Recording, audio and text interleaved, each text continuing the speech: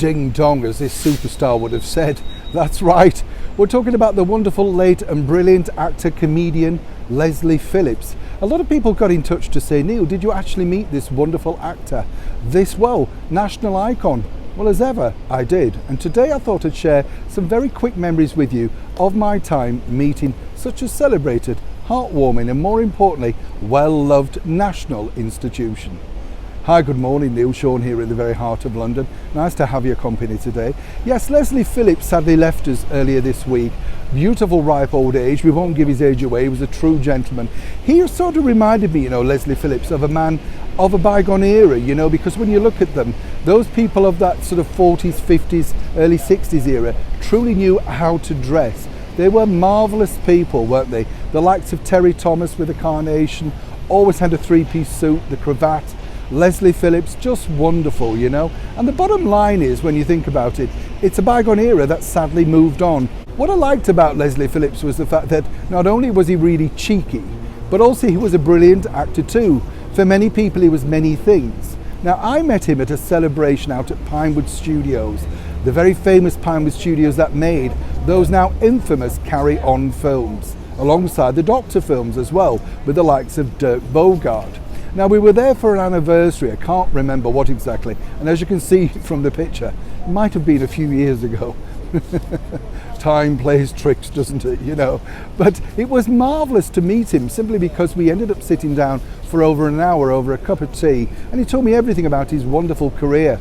I didn't know, and I don't know if you know this, but he wasn't particularly keen on being in the Carry On film, simply because he felt he should have had a bigger slice of the box office, but they paid them a basic flat fee of around about £500. A lot of money then, but when you think what they've gone on to make years down the line. He then scored mega success with the likes of the Doctor films, as I say, alongside Dirk Bogarde, and to a more modern audience, he popped up in the Harry Potter films, didn't he, with his marvellous voice.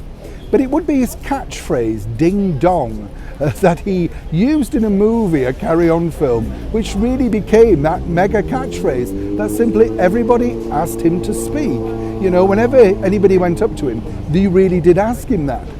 I did ask him though, did he have any personal regrets? And like a lot of actors, they basically decide that they want to do other things, don't they? He really would have liked to have gone down a more serious acting route, and he did take some of those roles on, particularly on the stage.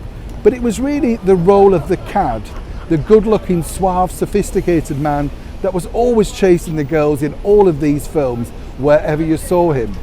Now, in later life, sadly, Leslie did have a few health problems, and I was lucky enough to keep in touch with him via telephone from time to time. But he was a nice man, there's a lot of stories that go around about people, and you have to judge them as you personally find them.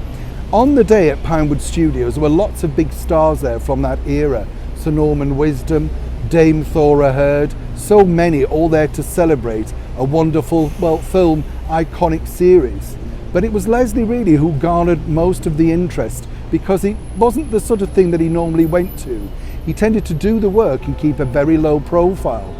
What's fascinating as well is, in later years, he openly admitted that his act of the suave, sophisticated, shall we say, girl-chasing man went out of fashion. But like everything good, it came back into fashion, big time for Leslie. So while we've sadly lost him, let's thank him for the wonderful list and marvellous memories that he's left on celluloid for us to enjoy in the future, and for many, many more people into the very, very far future also. Leslie Phillips was a wonderful man, a great actor, and more importantly, loved by so many. So as we often say here on the show, thanks for the memories, Leslie. Neil Sean in the very heart of London.